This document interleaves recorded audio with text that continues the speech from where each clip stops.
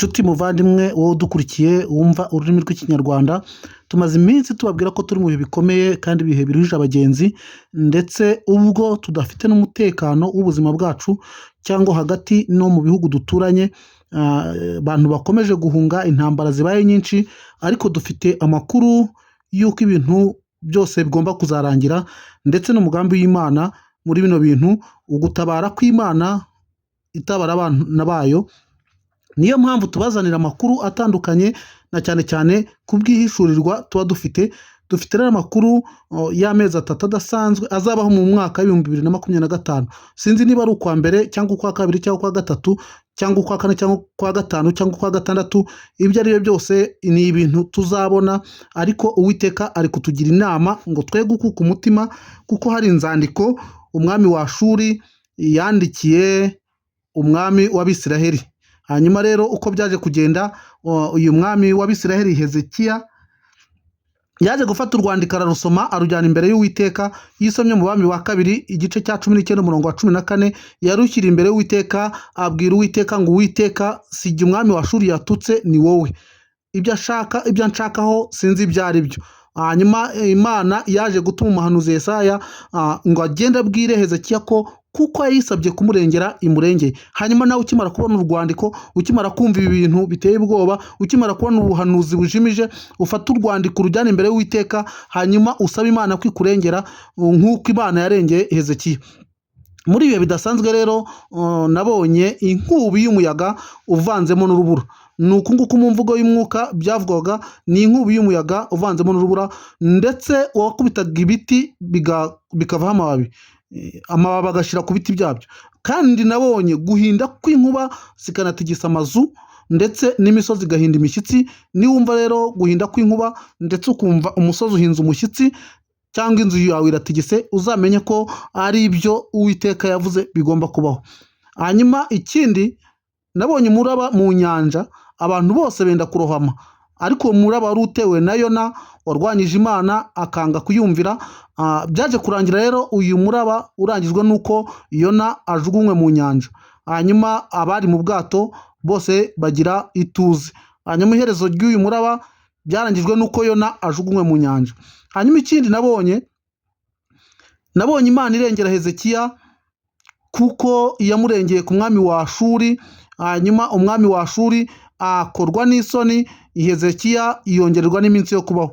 Turasaba rero kugira ngo nawe ukimara kubona urwandiko ubwire Imana ngo nyongere iminsi yo kubaho, kuko abo gupfa bo bari gupfa, ndetse abari guhura n'akaga bari guhura n'akaga. Sinzi rero wowe uruhande uherereyemo.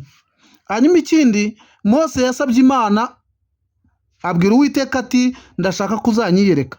Uwiteka aje kumwiyereka rero, yamwiyeretse mu mirabyo, mu gutigita k'ubutaka no mu guhinda kw'inkuba. Hanyuma rero Uwiteka agiye kwiyereka abantu, ariko Uwiteka naza muzumva guhinda kw'inkuba, mwumve gutigita k'ubutaka. Aho ngaho ni Uwiteka azaba afite uburengezi, kuko ibyavuzwe byo bigomba gusohora byanze bikunze. Hanyuma ikindi, ibi bihe turimo ni ibihe bidasanzwe. Imana igendereye abantu, kandi Imana irambwira ngo izagendera buri muntu wese imusanze mu rugo iwe. Ni igihe rero imodoka yawe ugomba kuzayiparika muri parikingi, ni igihe aho guhahira hazaba ari ntaho, ni igihe uzagomba kuzaba uri kumwe n'umwana wawe atari ku ishuri, ni igihe kandi uzaba utagiye ku kazi, ni igihe ndetse uzaba ufite amafaranga yawe, ndetse utabona n'uburyo wayabikuza kuri banki, kuko uzaba uri mu gihe cy'isurwa. Hanyuma rero usabwa ibintu kubigendamo neza.